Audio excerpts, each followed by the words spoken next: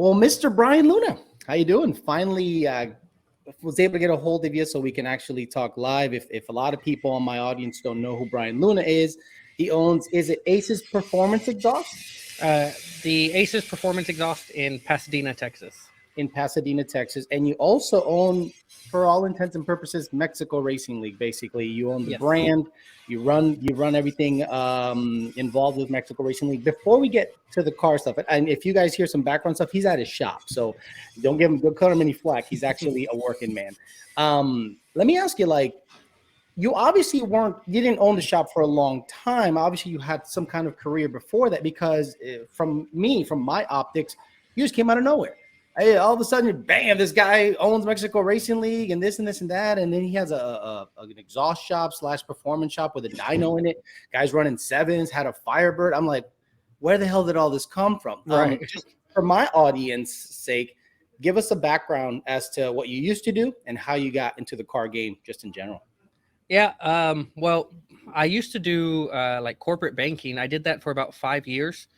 Started at the bottom, major bank, Chase Bank.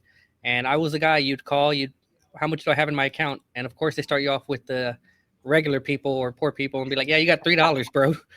and then you get yelled at, right? You get yelled at, like, what do you mean I only got $3 or whatever? So I started off there and slowly worked my way up. Regular accounts, then commercial accounts, and then like private customers. And whenever we moved over to that private sector, I had to do like more QuickBooks and different accounting systems, right? So I'd help them. So it got to a point where I was helping anywhere from 60 to 100 people a day to 3 people a day if they called.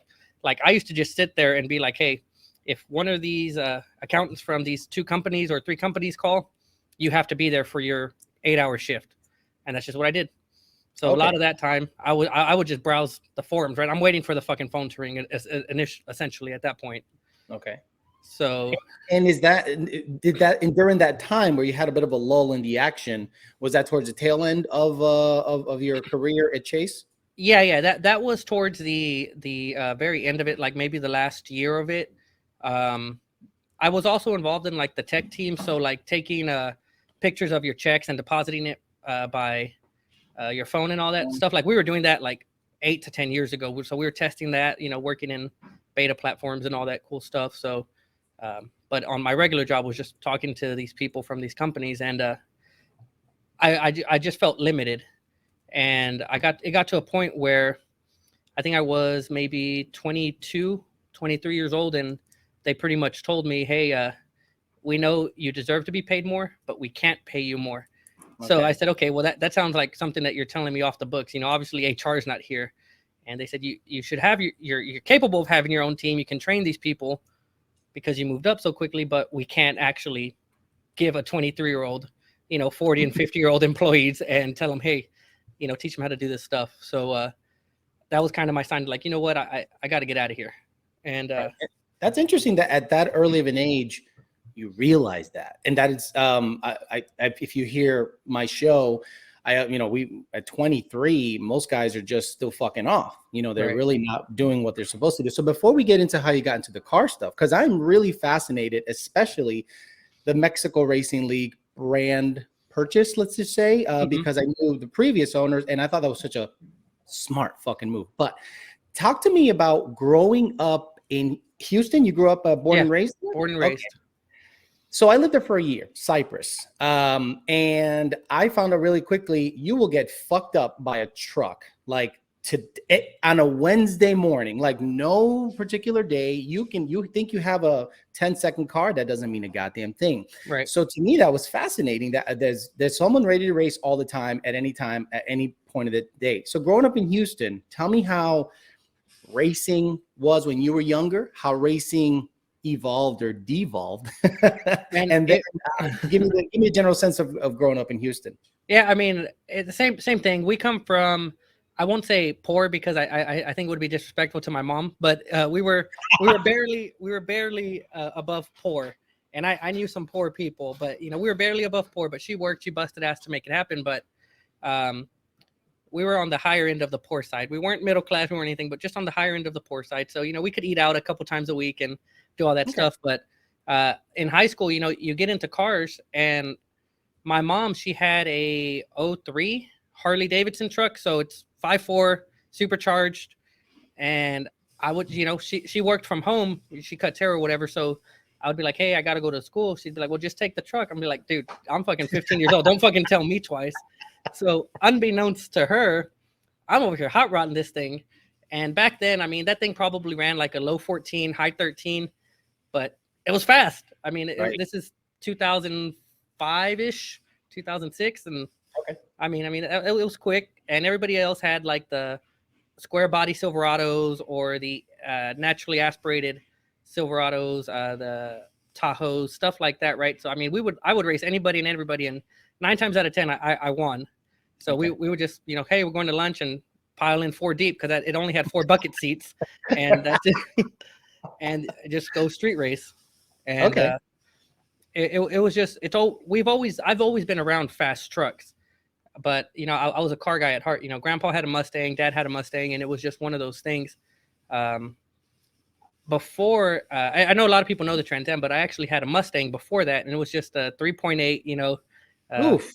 Yeah, trash, bro. Justin Starkey was my fucking hero. When I was like 14 years old, and this guy's modifying this fucking V6 Mustang running like 11s and shit. I was like, holy shit, this guy's fast. This guy's a god. Yeah, he's whooping LS1's asses, bro. And it's just like, bro. Right. So eventually, I stopped messing around with that, and my friend messed up. He let me drive his '02 Camaro SS, which 345, 350 horsepower. I was like, bro, this bitch is fast. Like, what is this? And I bought my junior year. I saved up whatever job money I had. I bought a '01 Z28, and it was just didn't have enough money for the SS, but I had a Z28, same engine, same tranny, same chassis. So I bought one of those and just started modifying it. And before Chase, I actually worked at a Sonic, so people would pull up with. Bro, I've had some shit jobs. I don't know how much time you have, but I've had some terrible fucking jobs. We have as long as you want, honestly. Bro, but what I want to get at is the racing culture because I didn't hear anything Houston until TX2K. Yep. TX2K.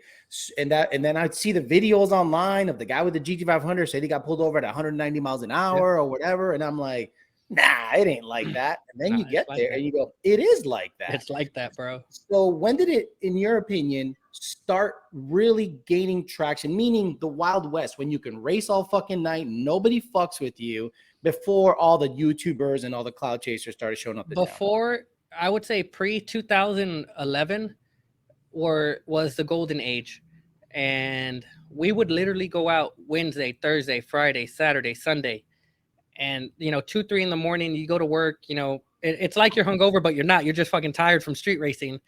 And that's what it was. And you could literally, the same routes that all these people take now, we used to take back then. We would still hit Hardy, we'd still hit Highway 90, 610. They're still taking the same routes, and the cops just let it happen most times. Wow. At that point. But pre-2009, 2010 were probably the best 2 years. At that point, I was doing a lot of roll racing with guys that you maybe don't see that much anymore. Seafish, Mullet, Nick Kalargis. I mean, there's big guys, and a lot of, if anybody is in Houston, the majority of them know who those guys are. Right. And a lot of these guys, they're very affluent or well off, right? So they would do the total opposite of what these young people are doing. The young guys wait until 10 o'clock at night, meet up, race till 2 in the morning. We would wait until 5 in the morning, meet up 5:30, 6 in the morning, and then we would hit the freeway, and there were nobody's there, no cops, no nothing. So it was just a total opposite approach, and nobody actually ever went to jail whenever we'd go race in those 10 to 20 car groups, because it was so early in the freaking morning on the weekend. No one's gonna fuck with you, really. Yeah. So for the people that aren't familiar, Houston has 3 loops, basically. There's an inner, middle, and an outer loop. And give them just kind of a general sense of what those loops represent, and when it comes to racing. Yeah, so they have 3 loops. We have 610, which has been here forever, Bellway 8, and then now Highway 99. And pretty much the closer you are to the center of the city, the more likely you are to get popped. So it used to be you could race on 610, and that's mostly around the downtown area. But now, I mean, there's too many people. It's too packed that at any given time there's going to be people on the road.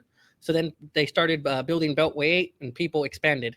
And it's basically what it sounds like. It's a loop. You stay on that mofo long enough, you're going to come right back around to where you started. So that blew me away looking at it, because on the same loop you can go north, south, east, and west. Yep. You know what I mean? So I go, wait, what? So depending on where you are in that loop, it could be south, it could be north, east, west. So then it took a while getting used to. Now, did people in the latter years, like you said, the golden years of street racing at Texas 2K, did they stick to the middle, the 610? No, the 8, right? Or is it 610? Yeah, it was usually around Beltway 8, so it was far enough, but you still had access to cut across, and you were able to hit 610 or any of those other major highways, right? So it was usually around Hardy Toll Road or Beltway 8 where it happened. Yeah. And the most outer loop, 99. That's 99. That's still not done. It's still not done, but it's coming full circle, literally. And that's going to be nuts, because, gosh, if you understand how Houston is built, like the moment loops are completed, houses end up around those loops, and people and I'm sure eventually, maybe in 10 years, you won't be able to race. And that loop is massive. It's massive. It'll literally take you from the Baytown track to Cypress to Katy to anywhere you want, and anywhere in between, because you can literally, if you cut through enough roads, you can make it to the other one of the loops. And I mean, it's just nuts. Okay. So when you were working at Chase and you had time to look at the forums and shit, what moment did you go, I might want to get into this as an actual business? Like, I might actually want to dip my toes in the water and open up a shop, out of all things. And you know how competitive in terms of shops Houston is. Give me just a general sense of performance shops. I'm saying you can get heads, cams, and they have how many shops do you think there are in the greater Houston area, including Tomball and all those at the moment? At the moment, a minimum 35, 40 within an hour and a half of each other at minimum. I mean, and that's a lot, bro. Like that's a lot. And what I always tell people is that, Houston is like at that time, or at this time, it was like the mecca of the aftermarket world, because if you needed something for when I used to race, LS cars, right? So if you needed something LS, you could go to LMR, you can go to Houston Horsepower Components. I mean, you can go to Houston. I mean, there's just so many shops that you're like, this random part that I need is in the city somewhere. I just have to find the motherfucker that has it. And and that's just what it was. So when it comes to deciding on the shop, obviously the funds, it's a big risk to go and work for yourself. A lot of people think that when you work for yourself, it's like, oh, you can just chill out at the top of the mountain, when it's a lot more fucking work, especially in a competitive city like Houston. Like, ridiculous. People have no fucking idea how competitive Houston is when it comes to the horsepower game. What made you decide, and what made you take the leap to start like an exhaust shop or a general performance shop? So what got you there? It was actually a couple years after I had left Chase, but I got there, and I was helping out another company. I was actually a partner in another company that is up and coming, or is pretty big now. And I would reach out to these shops and say, hey, do you guys want to sponsor this truck event that we have going on? Blah, blah, blah. And I really got to know some of these people. And one of the persons that I would have to reach out to is his name's Roland, and he owns the other Aces. So I was like, hey, these guys, they're always busy when I'm here. What is it? What's the secret sauce? I mean, it's mufflers, it's catalytic converters, it's headers. It's not that complicated, right?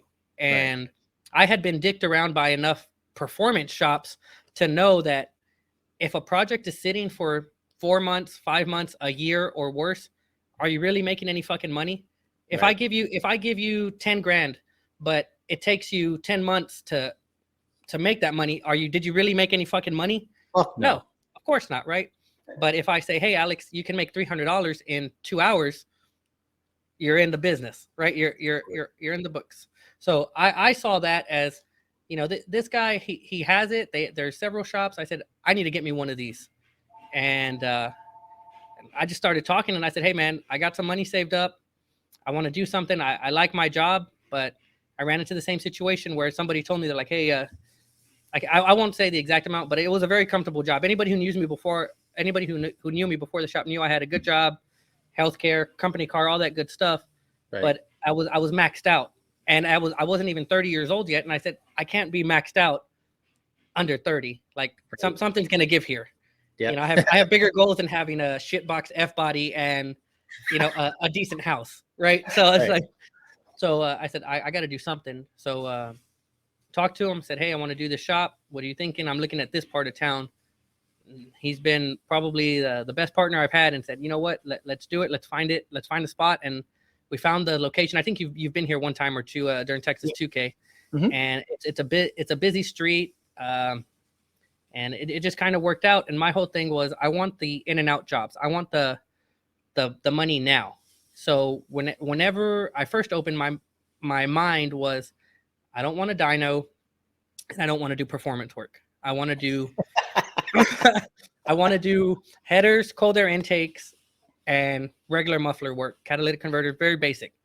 Low overhead, good, lot of cash flow. Right. And eventually, I think what did it to me is one year we had just turboed the S550, and I had to go rent somebody's dyno, and John was messing with it, and we ran over our window, our 2 to 3 hour window that we rented. And I said, man, this is fucking bullshit. Like, they're kicking us out. Like, hey man, you got to go. You've been here all day. And we were having issues. Nothing with John. It was just, it was one of all those first turbo kits. So we're figuring it out. It's a tune. It's always a tune. It's a fucking tune. And I said, okay, fuck it. I said, I literally wasted half the day that I could have been at the shop selling stuff, making money. I told Aldo, I was like, you know what, fuck it, I'm gonna buy a dyno. And he's like, you're gonna buy a dyno? He's like, this seems a little extreme. Right. I said if it works, because at the time he was renting a shop behind me. I said, if it works and we can make money off of it, we might as well do it. And called DynoJet within a week or two of that, and they had me a dyno within a month. And oh shit, that's fast. That's and it worked out. And I had the space for it. We had the technical know-how. And I said, Aldo's here, I'm here. We're working on S550s, because at that point we were already doing headers, we're already doing catback stuff, but we didn't tune them, right? Like, customers come in and be like, yeah, I can help you load the tune, but I'm not going to take that liability of going and making street hits on your car. Right. But once I got the dyno, all that changed. And it's like, well, I'll do everything here. And it just worked out. It kind of just took off from there. Real quick, because it was a nice little segue. If you own a dyno, let's say, for instance, how many cars per day, in terms of just renting the dyno out? Let's say you have a bay and it's its own thing. And how many cars per day do you need to use the dyno to actually make money on the dyno? I'll tell you something I tell everyone. If you're gonna get a dyno, that bitch cannot stop rolling for you to make money. Like, you can, like, maybe 2 shifts. What do you, in your mind, because you're a business owner, how many cars per day need to be on that dyno to actually make a profit based on how much the dyno costs you, employees, overhead, the whole 9 yards? Yeah. Get it. It's on the phone. Hang on one second. Go ahead. I think it's TKM, which will be a good transition. Hang on. There you go. Hello. Yes. Is this high performance place? Yeah, we do performance work. What can I help you with? Well, actually, I don't need the high performance, but let me ask: do you guys change out Cadillac converters? Yeah, we do. What kind of vehicle do you have? Okay, I got a 2005 Toyota Solara. It's a 6-cylinder. Okay. And both of the Cadillac converter is parked up. Okay. Yeah, let me give you an estimate real quick. Give me 1 second. You said a 2005 Solara? Yes. And it's a 6-cylinder. Okay, 6-cylinder for sure. Mm-hmm. Let me see here. This is perfect.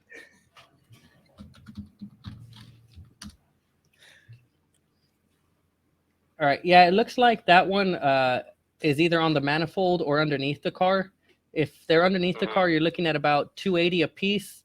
If they're on the manifold, it's going to run you about $950 to $1,000. But if you want to bring it by, we can take a look at it and give you an exact price. Okay. All right. see. I'm in Houston, so it probably. Do y'all open on the weekend? Yeah, we're here Saturday, 8 to 4. Saturday, 8 to 4. Okay. It's probably gonna be Saturday before I can get it to you. Okay, that's fine. Just bring it by. We'll take a look at it and let you know if that's the exact issue and go from there. I would hate to have you just spend money on it. And It says, it's the issue because I took it to the shop. oh, of course, We yeah, still got definitely. paperwork on it. Yeah. So we still got the paperwork on it. Now they did say something about welding it, so I'm not sure if probably on the manifold it might be. I'm not sure. Yeah, well, we'll take a look and just go from there. Okay, and you said if it is on the manifold, it's right About 900 to 1,000 for both of them. Okay, great, man. And I'm gonna tell you what, everybody else talking over $2,000. That's crazy. Yeah. No, we try to help everybody out the best we can. So just bring it by. Let's look at it and we'll figure it out. Okay, all right. I'll bring it by that Saturday then. I actually got your number from a guy that I work with. You had did his Camaro. His name is Reginald Wheatley, and I think you guys just did some work for him because he told me, he said, man, they good. He said, and on top of that, he said, don't tell you arm and leg. He said, everybody else around here is like a ripoff. I said, really? Yep. Wow. So, okay. All right. Well, look, I'll be bringing it by on Saturday. I'll try to get to you early. Saturday morning. You say you open up at 8, so I'll get there sometime after 8. All right. Sounds great. I'll see you then. Okay. Thank you so much. All right. Have a good day. Bye. It's a good idea for him to show up there after you open. Yeah. It's a very good idea. So, guys, that was a great, fucking wonderful thing that happened because you want to work in the automotive industry. How many calls like that you get a day? 40, 50 minimum. And if you didn't hear, the first thing he said was Cadillac converter. So Cadillac makes all the converters. That's why I almost left. He goes, I got a couple Cadillac converters, and I'm like, yeah. I wish I had the logo. Oh, that's so wonderful. So that's every day. And out of the 40 or 50 that call a day, 8, 10 maybe actually show up within the next couple of days. But that's just what it is, right? I mean, you get people shopping it, and yeah, it's one of those things where you got to be patient. You got to really just not try. It's real difficult because you look, you see it, we see it. Sometimes my attitude comes through the ticket system, but when I worked in a similar position, my God, it was just it tests your patience every day. And if I don't drink, but that job probably would have made me drink really quick. It makes me want to drink some days, but the size that the shop is right now, I probably get 70 to 80% of the calls, but I want them because nobody's going to care more than me. Right. So if I can get them in the door, give them the best estimate, closest price that I can without dicking them like, hey, it's 200 and fuck them for 1,000 later. I try not to do that. So right. Just to get them here. Back on the dyno stuff. How many cars a day do you think you need to get on that sucker to make actual money? To make actual money, at least 3 to 4. If you wanted to make money, to the point where it's already paid for itself and then some. That I don't like strangers coming into the shop. Okay. And it got to a point where whenever we first got it, and I'm like, Jesus Christ, I'm 48 grand in the hole. I need to figure something out to get this, bad boy making money.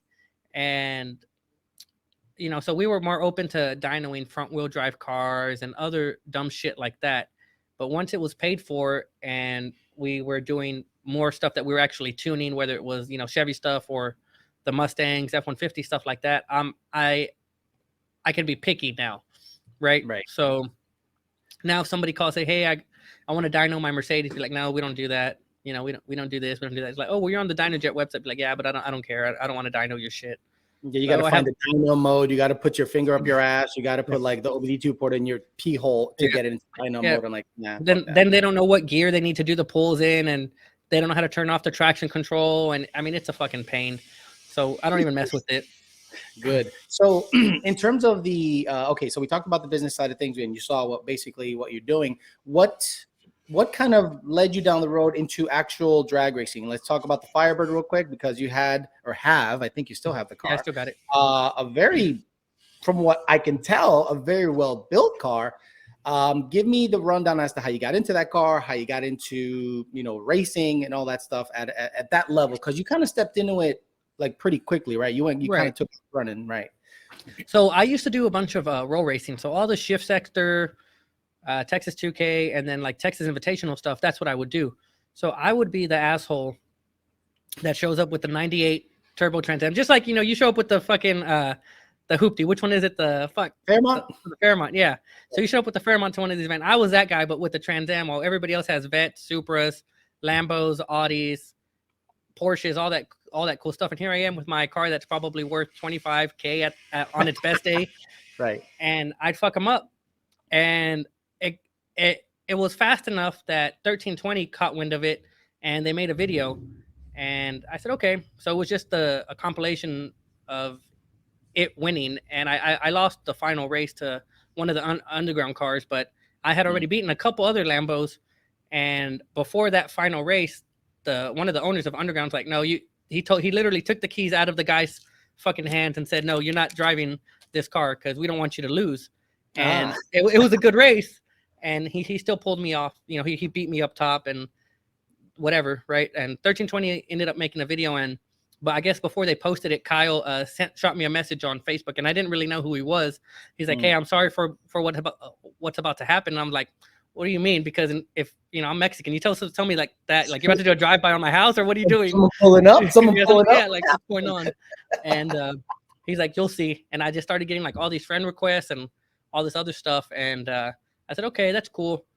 And I just got tired of doing, you know, that sort of event. The roll racing stuff is like, racing in general is whoever has the most money wins. But roll racing is a whole fucking another.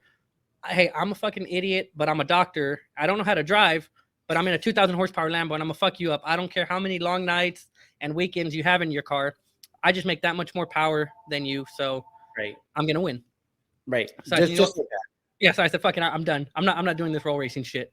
So Aldo got me to do a couple of drag events, some testing stuff in the Trans Am, and we just never really. I think I went like 8.2 at 178, 180 with it or something. So it just never would 60 foot that great, and kind of got tired of that car. And I mean, we opened the shop. The S550s were coming through, and one of my first customers had one, and I said, man, I need to get me one of these things. These things are fucking dope. So It was, you know, mid 2017, the last months of the Gen 2. So I was like, you know what? I'm going to buy a Gen 2. I know the Gen 3, the 2018 and up are coming out, but you never want to buy that first year, right? You don't want to be that experimental guy. Like, I learned that the hard way before. So I bought the Gen 2, and it was just a proven platform, and we were literally doing everything from scratch on that car. So Aldo had jumped in halfway in with the Trans Am, and this one was kind of like a blank canvas for him. And I said, okay, well, you know, whatever we're going to do, let's do it. And it just said, okay, well, you know, we can go 9s on a stock motor. I'll be happy. Right. If we can go 8s on a stock motor, I'll be content. Well, we can go reliable 8s, you know, with a built NPR motor that didn't last but 2 passes at Texas 2K. Shocker. I'll be happy. You were there. You remember? Like it was literally a fresh fucking motor. And I think it went 8.2 at 167. And then I come back into the lanes, and it's just like ticking its ass off. Right. And then that whole deal, I mean, that was a whole fucking headache. 11 grand wasted. Right. And a year later, he admits, oh, well, I had an issue with Diamond, and, you know, how we clearance them and blah, blah, blah. Wow. Okay. Yeah, of course. So we know that. We know all about that stuff. But Yeah. real quick, before we get too far ahead, the Aldo thing. So how do you even meet Aldo? How do you even start talking to him about, like, hey, by the way, do we want to turbo this thing? What do we want to do? Like, how'd you meet Aldo? Have you known him for a long time, way back in the day? I actually didn't. So he's engaged right now, right? They're about to get married in a couple months. But I've known his fiance probably 15, 20 years now. Okay. And through family, friends, right? Like, you know, my dad knew her parents and whatnot. And we were just always real cool friends. So they invited me, like we went over one day for Thanksgiving, and they're like, hey, my son-in-law at the time, right? That's what they would call each other. Fucking, you know, they're not married yet, but my son-in-law, that's what he said.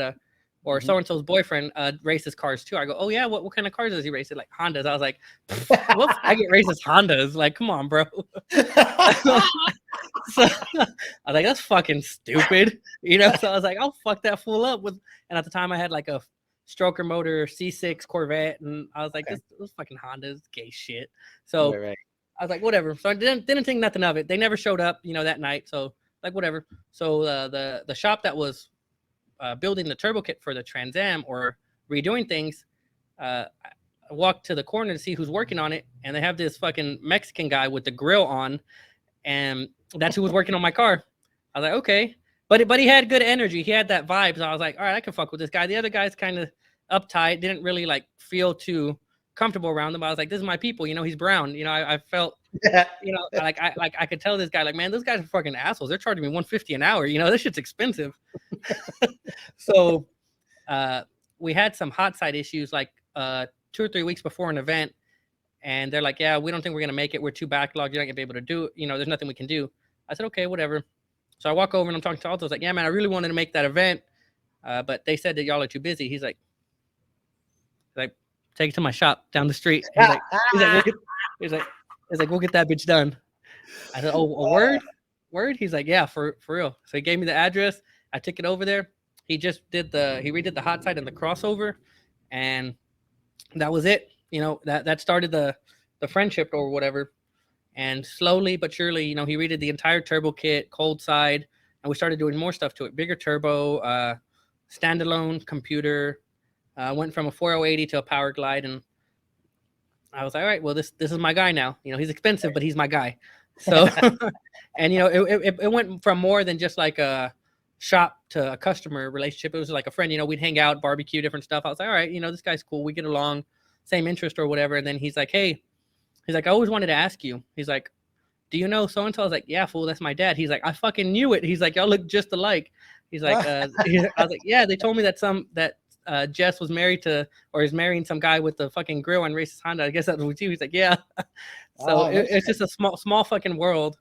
And yes, if it was Puerto Rican stuff, you guys probably be cousins. Like it's that tight. Yeah. Like even though you're spread apart, you're still kind of that tight genetically. It's kind of So on the S550, did you or him see like a future in kits, especially when it comes to the turbo stuff? What did you guys, when you got a hold of the S550, you saw how much room you had? Did you guys go, okay, there's something to be, you know, the car's badass. We see what it can do. Who started kind of tinkering around with ideas of turbo kits? Because your car had one of the first or the first Aldo it had one of the first mid mount kits, and I think at that point he had already did a top mount kit for Jesus and Manuel at Midnight, and then he said, hey, well, let's do a mid mount. It's supposed to be a little bit easier. There's some other mid mount kits, you know, Helion and other cocksuckers have some mid mounts that aren't effective, and so he does it, and I'm like, that's cool, whatever. And it actually he had pissed me off one time. I was like, you know what, fuck it. I bought a Paxton kit, and I put a fucking Paxton on there, and I had a local guy try to tune it. Worst fucking mistake of my life. Worst fucking mistake. And now looking back at it, I was like, how could you not tune a 6R80? Everybody can tune a 6R80, but you know, and that's the thing, like tuners. Yeah, talk about the local tuners, because there's so many in your town, you know. Well, and then go ahead. So yeah, I thought the same thing. Hey, well, it's easy. He's down the road. If I ever have any problems, they'll back me up, take care of it. No, you know, it was flaring the 3 to 4 shift. It was having all these issues. Just part throttle driving was trash. And I'm like, well, maybe this is just what life is now. You know, I put a supercharger on it. I ruined my brand new car. You know, it's okay, cool. And then I talked to other people, and they're like, man, one of my buddies rode me. He's like, man, your car kind of drives shitty. I was like, yeah, I know. It is what it is. And they're like, man, we started talking to Manuel. He's like, your car shouldn't be driving like this. John tuned it with the turbo kit, and I fell in love with the car again. Like whenever I had the Paxton and the local tune, I was like, bro, I'm gonna sell this thing. I hate this piece of shit. What the fuck? Like what did I literally do to my premium package? Grabber blue. I mean, you know, all the Homo Mustang stuff that, you know, makes that car special. I was like, I spent, you know, 38 grand on this thing, and now it fucking sucks. How did you even hear the name John Lund or Lund Racing for the first time? Like when did you actually got made aware of that? Because look, we know Houston. We know Houston. Right. Lund, before Lund got in there, was probably trash, Bama Junior, all this bullshit. But then all of a sudden, prior to me actually getting my own shit tuned, I guess Manuel had started messing with it with y'all or with John really, and I had heard some stuff that like, oh no, John sucks, Lund sucks, they're fucking trash. You know, they don't know how to tune GT 500s and this and that, and I was like, okay. And then like overnight, you know, you're somebody's best friend, and like, oh no, they're the best. They fucking look at this car with a Paxton and a Turbo 400 just whooping everybody's ass. I was like, okay, I need to get me some of that. And then I mean, it just kind of worked out. And Junior has this thing where you either love him or you fucking hate him. And I feel like people feel that same way about me, and they probably feel the same way about you. You know, there's a certain way that people are, and they can either take criticism or they can take these comments that aren't necessarily rude, but they may come off as rude if you're a little bitch, and they kind of just hurt your feelings, right? And like you said, your attitude shows through the ticket system. It's just like, dude, this is just my personality. This is just me telling you. I'm not calling you a pussy, but if you're taking it that way, then you know that's what it is.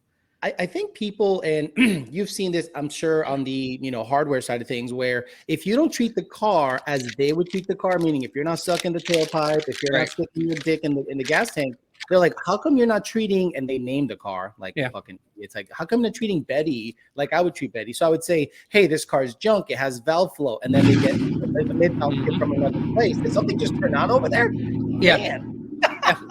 We're doing a 21 F-150. We're doing a Whipple on it later, so I think we just finished the headers. Who flew to China to get it? Yeah.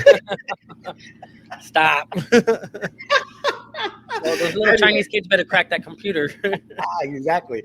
So I think they go, how dare you not treat me and my car like I would. So we're dry. We have to be dry. We can't be emotionally attached to these cars. So when you started messing with your car, you got the turbo stuff in there. And then at what point because you became a Lund Racing dealer, right? I think you're a Lund Racing dealer for the tuning side of things, or you just tune there and get just. So Aldo had an account at first, and I would just use his. And my wife, she does my books. She's an accountant, right? So she's like, hey, why are you paying Aldo all this stuff? We can't really do anything with it. I go, oh, well, that's just the tunes, right? If I was ordering 10 tunes a month or whatever, I'm paying Aldo for it. She's like, okay. She's like, you can't just do it direct. I was like, maybe. She's like, it's really fucking up your tax stuff. I said, okay.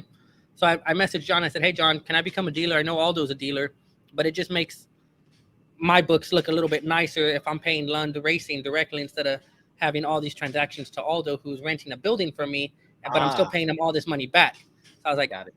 And John's like, sure, and John actually saw that, hey, all these NA tunes or the basic bolt-on tunes were coming through my customers, right? So it just made sense. We had the volume already, and it just kind of worked out that way. And I mean, and I got along with John and Senior, so that I mean, now I think if you try to become a dealer in Houston, they don't let. There's us, Midnight, Bomberas, and I don't know who else is a dealer, but.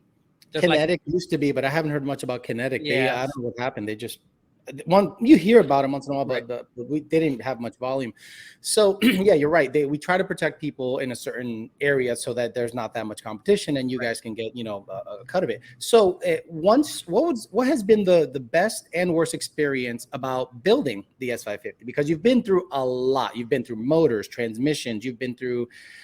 I don't even know how you've done it, because I know what you've gone through. Like, you've gone through a lot of shit, and I wonder when's he gonna quit and just get a R8 with a Gen 2 R8 with a I don't know, Alpha 12, run 8s, and just be a happy cat. See, and I tell people that all the time. I said, you'll know when I'm done, when that underground Lambo or R8 pulls up and I sold everything else, because I'm done with the fucking headache. And it hasn't happened yet. We've come close. It used to be I used to want a Viper, and then I started seeing and hearing bad shit about those. So I said, you know what? Then you got Viper owners. Yeah, Viper owners. So we've been through some shit with the Mustang, and all it did was really open up my eyes to the lack or non-existent accountability of people in the car scene. These car shops. Like, I try to run my business as honest and as transparent as possible, but dude, these people wake up to fuck people in the morning. Like, that's what they do. Like, yeah, this guy just spent 11K on a short block, and it lasted X passes, and now they're fucked. Yep. And then they go to sleep, Like, and then they sleep good. Me, I'm like, bro, no recourse, right? You Yeah. probably would. They just go, "Oh yeah, it sucks for you. What did you do wrong?" Instead of saying, "Send it back, we'll assess it." They'll Yep. say, "What did you do wrong? What else?" Yeah, okay. I'm sorry to interrupt, but you obviously would have trouble sleeping if someone's exhaust was in crooked. Yeah, well, I mean, if we fuck something up, that's what I always say on my lives and on our stuff. If I fuck anything up, 9 times out of 10, we're gonna take care of it if it's truly our fault. Now, if you brought some rinky-dink shit that we had to dent or make work, I'm not gonna really help you out. If you bring your own parts and they don't fit, I probably won't take the job in. And we're to the point where I'm just like, they're like, oh, you don't want the business. I was like, I'd rather not take the business. Yes, I'm telling you up front that we are not a good fit for you. And I mean, some people respect it. Other times they just talk shit on Google. You know, that's just what it is. That's all that they can do now. Because of that, now, do you guys have, because you're able to talk about it, shop beef? Because you're in a competitive market, and I'm not trying to make you call out shops, but I'm saying we know there are shops in Houston that just fucking hate each other. Like, Right. Maybe they hate each other's business practice or whatever, but I don't think it'll ever come to fisticuffs. Or has it? Like, give me an example what you've seen in terms of the competitive market where shops and rivalries either are just kind of like a lot of bullshit, or they actually can get to the point of boiling over and getting down to actual punching. So I learned at a younger age that it's easier to keep your friends close and your enemies closer, right? So I don't go out looking to start shit or do anything. I try to be as friendly and helpful to anybody as possible. But we've had people that come after us for no reason, right? And that's whenever I love having any of the vehicles that I have, because I'm like, dude, what the fuck do you know? You're a actual performance shop, and all the shit that comes out of your place is slow as fuck. At least I have my own fast stuff. I'm not just fucking over customers. Or there's other people who had tried. Like, I'll give you this. They've tried to become Lund dealers, for an example, and then I'll get a screenshot from Senior saying, hey, such and such applied to be a dealer, but I told them no because we already have one in the area. And they're like, oh, that fucking Mexican beaner muffler shop, or this or that. And it's just like, dude, I was like, we're obviously doing something right. If they gave us the account and we're able to keep the account because we buy so many tunes or we buy so much product, that's just what it is. But I tend to take the high ground or the high road on a lot of situations like that. I don't get into pissing matches with people online anymore. I don't do none of that stuff, dude.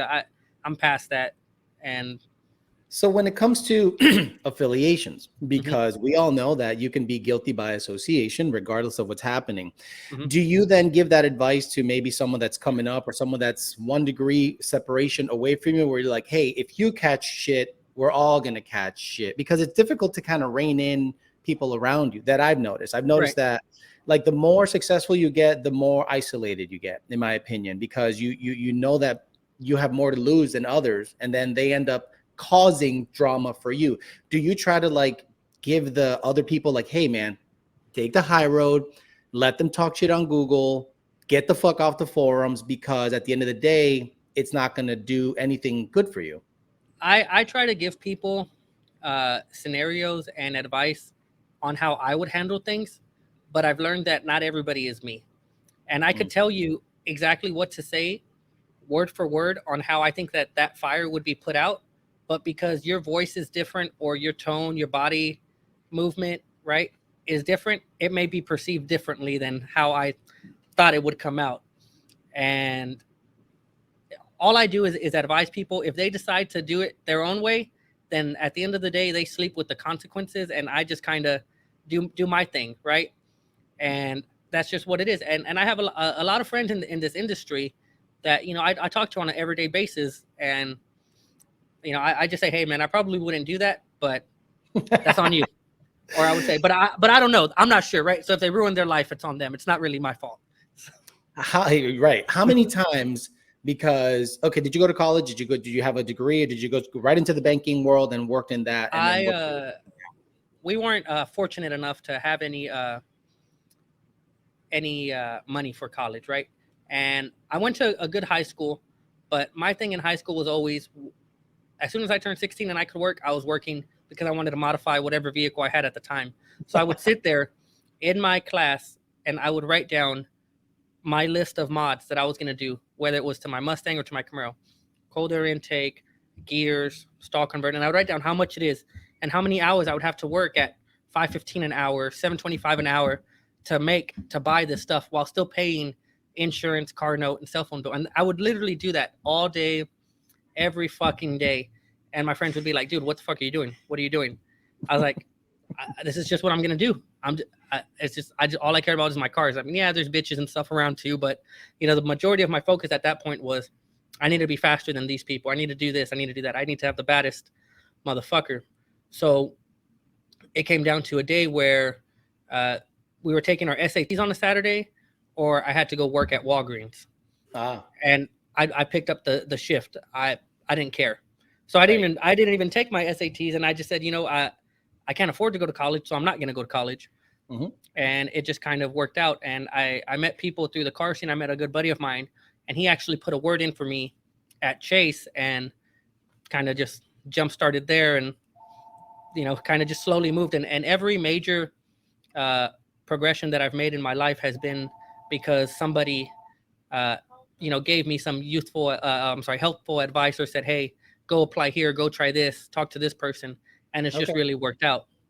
Yeah, I had a similar situation in Houston. I had Thomas Gilmer. He got me the job at Bomberas. That leapfrogged me to find, get into the automotive thing, Lund, blah, blah, blah, blah, blah. And it was good. The reason I ask about your education is because people have told us we speak similarly, right? Mm-hmm. So I wonder if you've had a similar experience, because based on how you talk, and you are a Mexican fella, how many people have told you that you're soft or gay based on the way you talk? Because they're like, oh, you don't know shit. You're a soft motherfucker. Get out of here. Several. And whenever I was at the call center, that's what they would say, right? I would tell them my name is Bryan, blah, blah, blah. And they'd be like, oh, great, a fucking wetback, or a fucking gay wetback. or they'd say ma'am, or this or that. And it's just like, dude, that's just the tone that I have. I was raised by two women essentially. And I mean, I don't have the deep macho voice. I don't have that, but it's just the way it is. And I've learned to deal with it. I'm comfortable with it. And we used to get comments on the YouTube videos about it, but now it's just like people who are still watching, they know. And I mean, it's never really bothered me. It's not more the tone is because you're smart. And I think you're business savvy. And I think a lot of people, when they hear a guy speak with conviction, use long words, and people go, their insecurities bleed through, and they're like, oh, you don't know it. So then have you ever had someone that initially thought that of you, but then turned right around once they saw how you operated, where they're just like, yeah, this guy? Usually after a couple minutes of talking to somebody, their mood changes, their attitude changes, their tone change, their body language changes, right? And if you look at me, I have a lot of customers that walk in and they're like, oh, I need to speak with Bryan. They're like, oh, you look Arabic, or you look I'm like, bro, I'm a Mexican like you, bro. What the fuck do you mean? But they see the short hair, they see and sometimes the beard is like long. They're like, oh, you don't look, your voice doesn't, Mexican. Yeah, you don't look Mexican, or like the voice doesn't fit the body. And that's just what it is. But a lot of the times, we get shit done. So anytime we've had struggling getting any of these dealership accounts around here, the body shop accounts, I'll talk to them on the phone. And of course, it's like unwanted soliciting, right? But if they give you that 10 to 20 seconds, you're good. You just need to give me that little gap, and then I'll seal the deal. And I think people struggle with that, right? Like I could tell you exactly what to say, but that doesn't mean that you're going to close a deal like I would close a deal. Exactly. There's an art to, in my opinion, sales. There's an art to sales. There's an art to just managing people, managing personalities. And I think you do a really good job of that. Just I think I met you for the first time at Texas 2K. Didn't really know you. I knew you knew that I was affiliated with Lund. I'm sure I knew that you were affiliated with these guys and you were Lund dealer. But once we talked, I'm like, oh, okay, we speak the same language. We literally, we're the same. So let's start talking about, if you don't mind, when you started thinking about potentially acquiring Mexico Racing League. How did you come across it? How did you approach it? I'm not trying to talk money or pocket watching, but I'm wondering how the approach was to even acquiring a brand like that. Because to me, it was 1320 and Mexico Racing League. Boom, boom, So how did you go about acquiring Mexico Racing League? So the way that it worked is at the time, as I mentioned earlier, I was affiliated with another group that's actually made major strides these last couple years. And Drew, the old owner of Mexico Racing League, presented it to me. He had sponsored some of these events that, we were hosting. And he said, hey, man, I want to get out. This is my number where I'm at. I go, okay, well, that's a good brand. That's, that's the meme of the street racing world, the meme of our industry, essentially, right? Like, oh, we race in Mexico, ha ha ha, right? Where is it? Everywhere. It seems like a good investment. I presented it to my partners at the time, and they said, no, we don't think that would be a good move. We can just grow ours. We don't need that. That's too much money, blah, blah, blah. I said, okay, that's cool. A couple months passed by. Hey, Drew's like, hey, Bryan, it's me again. We're coming out to your event. We're going to sell some merch, but I really want to get out. I want to get out. I'm focusing on my career now, my home life. I just want to be done. I said, okay, what's your number? He's like, well, this is my number. It comes with X amount of inventory, car trailer, all the social media accounts, the trademark, everything. Ooh, wow. Yeah, everything. And I said, okay. I said, I don't have all that money yet, but let me present it to my guys again, and we'll see what happens. She went back to my partners. No, we don't want to do it. Not interested. Wow. So I said, okay, that's fine.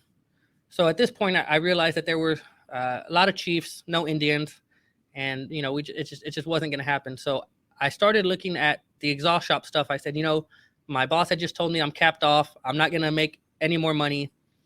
I need an exit strategy. So that's whenever I started talking to my partner at the exhaust shop, and we found the spot, started getting that going. I said, hey, by the way, they're offering this to me for this amount of money. I think it'd be a good move, and we can kind of help boost the exhaust shops and do money that way. Long story short, versus where all I got were no's before, all I was getting was, yeah, that sounds great. You're a smart guy. Let's do it. If you think that there's money in it, let's do it. Okay. Did it. We went in half and half and made it happen. And it's kind of one of those things where it after 6 months, it's already paid for itself, and everything after that was just money. Wow. We were given enough inventory to pay for almost half of what was left of what I went into it. So I have a picture, then I'll send it to you just for graphic sake, and you can put it in on the video if you want. But it's basically whenever they came, Drew came and his wife came, they gave me a tutorial on how they shipped everything, how they did the inventory, the designs, the Google Drive where everything was, the trademark information, all that stuff got transferred the domain, everything to me. I had a small office in my first house, and we literally had 5 shelves full of merch. Sorry. That's okay. And I said, okay. I said, this is a lot of stuff. So what I did for the next month and a half, 2 months, I would post on MRL. The exhaust shop, we were still working on getting that set up. We had a location, but we weren't able to move in yet. So I said, okay, well, I'm out of my regular job. I'm doing MRL stuff for the next 3 to 4 months. Let me see how much of this money that we just spent can I make back. And within 2.5, 3 months, I had sold almost everything that we had. And I said, okay, now it's time to get some new shit in. And that's whenever I started working with an artist or a designer and started coming out with some of the new designs and just pushing that. And it just worked out. So I went from having partners that said no to a partner that said, yeah, just do whatever you want to do and let's do it.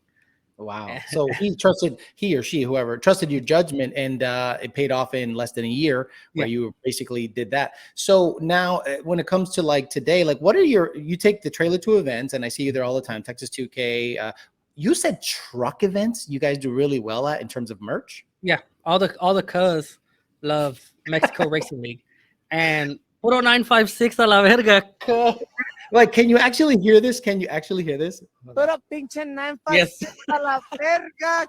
They shout that. They shout that all the time, right? No shit. Okay. So we go to the truck events and we just kill it merch wise, and it we're at a strange point because MRL in itself, if I said, hey, Levi, I'm shutting down the exhaust shop, I'm putting my other 4 or 5 great employees out of a job, I just want to sell t-shirts for a living and make YouTube videos, we could do it. I could support us too and still live a somewhat comfortable life.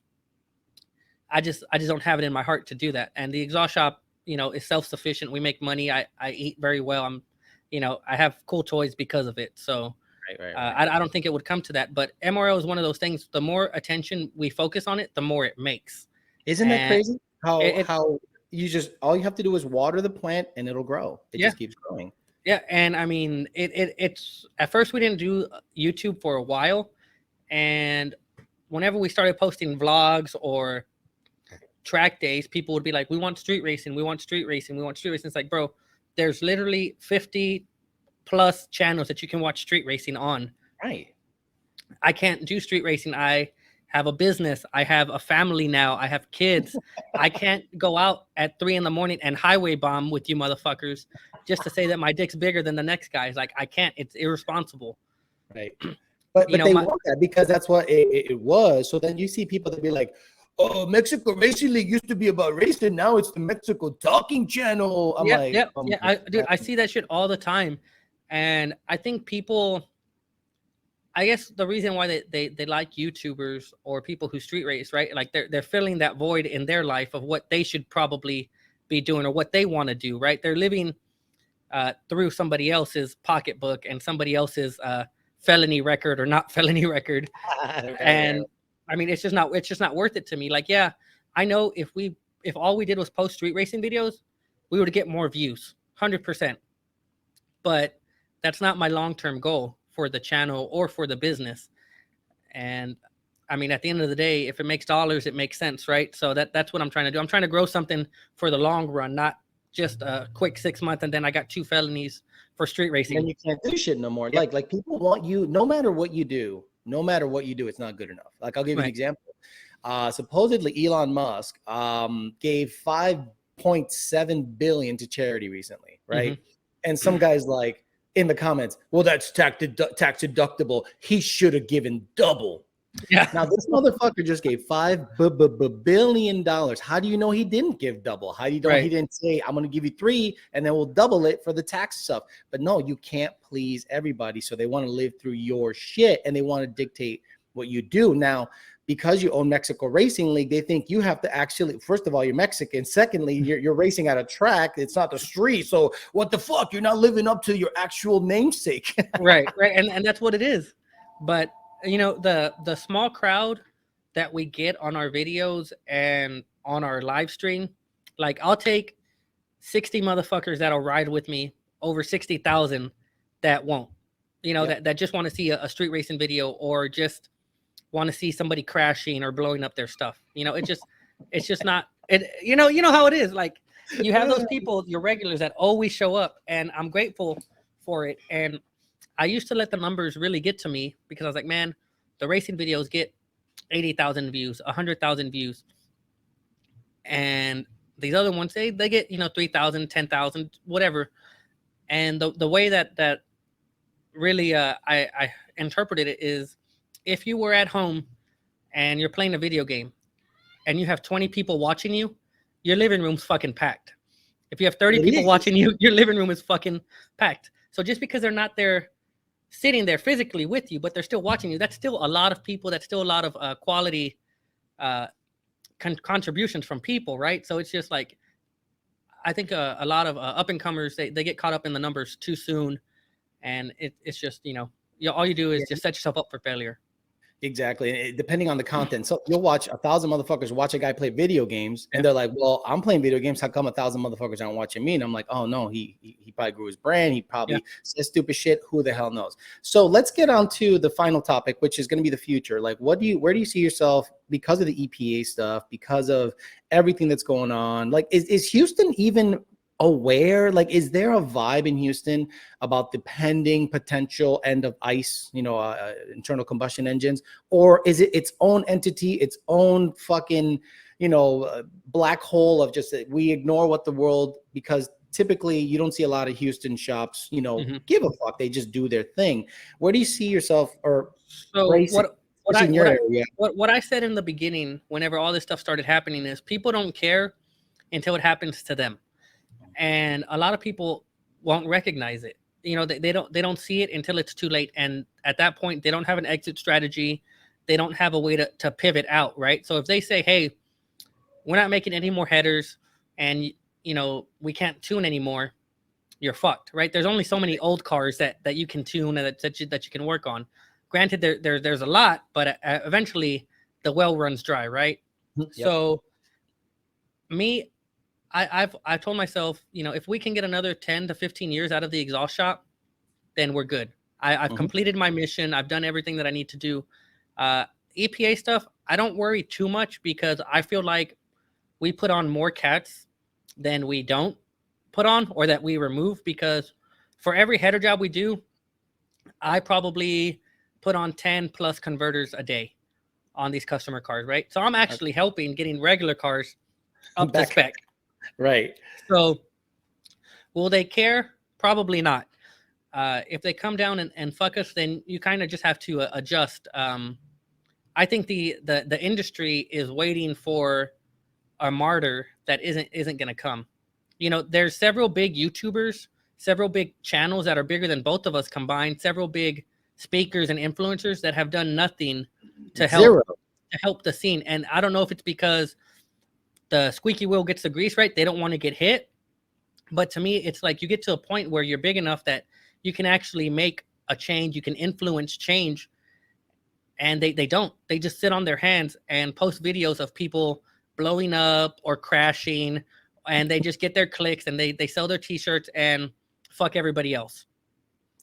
That's what blows my mind, because you're 100% on the money. You're waiting for a martyr that isn't gonna come, because let's say you have a 1 million to 2 million sub YouTube channel. That means you're making 120 to 150 a month, not just counting merch and all this stuff. Yep. And are you going to give that up to have a overall change or pivot of the industry? No, because a lot of people are willing to do that. And, I don't think anyone's willing to do that because, like you said, they don't get hit. But it'll take a person of influence getting popped and shut down. And I hope it's not anyone that we like.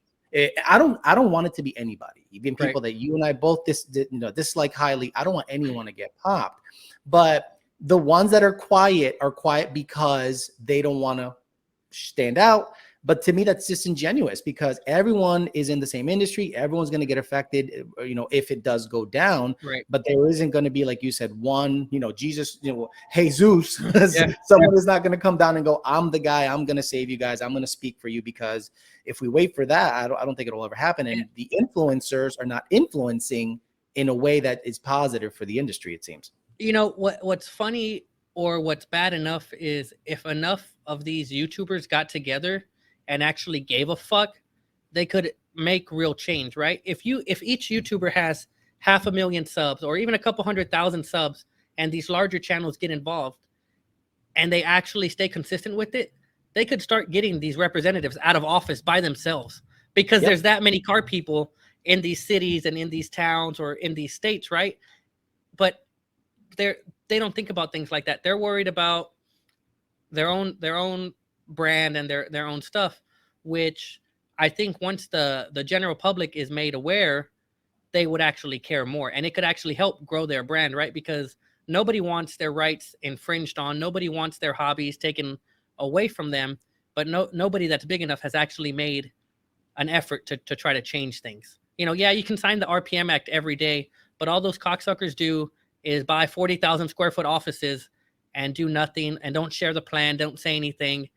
And you're just kind of like, well, ain't that some shit where all of a sudden people that you think are on your side when it comes to this, and you see what their top executives are making, and like, wait a minute, how is that helping us? Like all these signatures, all these memberships, how is that? Oh, well, you got to get the law. Well, how come you're not putting up billboards? How come you're not putting up, shaming representatives that actually, put the language through, people that overreach? And it blows my mind that these guys are making six-figure salaries and you don't hear shit for years on end. And then they have the balls and the cock and balls to say, oh, by the way, become a member of this shit so that we can then keep fighting the good fight. They're using the EPA overreach almost as if like a commercial to, hey, it's a fundraising event for them.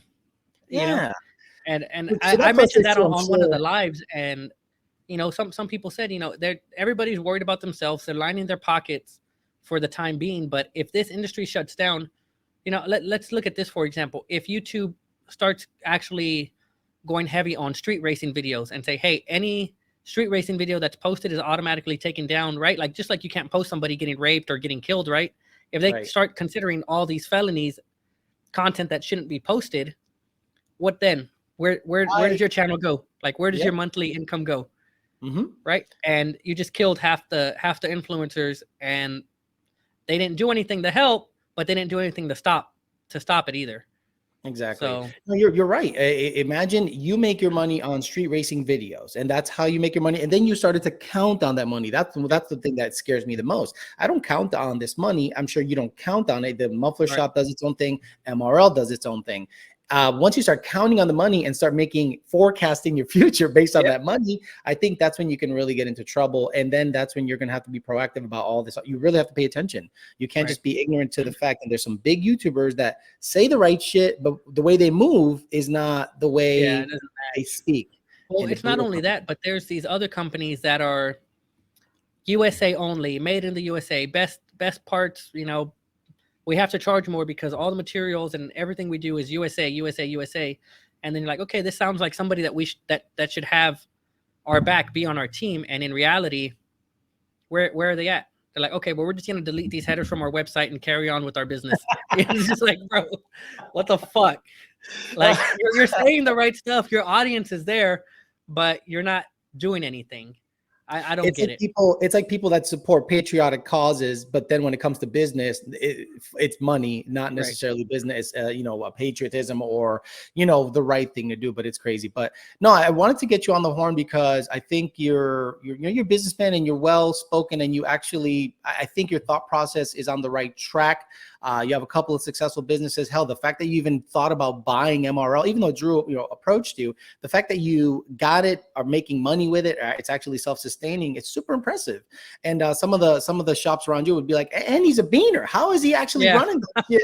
Being a Mexican, they don't know shit. Right. Jesus. It's crazy stuff. All right, brother. Because I can probably talk to you for hours on it, and I want to leave some meat for the bone, for the next time, because I'm sure we'll have a regular thing going on. And I appreciate you taking some time during the workday, during hours, to actually talk to me for a bit. I just wanted to kind of get you on the horn and get your thoughts about everything, get you introduced to my channel, and hopefully we can do this many, many more times, and then we can just keep talking shit till the cows. Oh yeah, you'll have to come on one of ours. And then let me know. I'm gonna have to. I would like to be there in person. Honestly, I want to. Once this, I don't know what's happening with COVID anymore. I think the flights are kind of back to normal. Yeah. Once everything shakes out, man, I want to be there in person because I think it'll be a better dynamic than doing this super impersonal shit that I'm doing right now. Yeah, for sure. All right, brother. I appreciate you, man. Yep. Have a good one. See ya.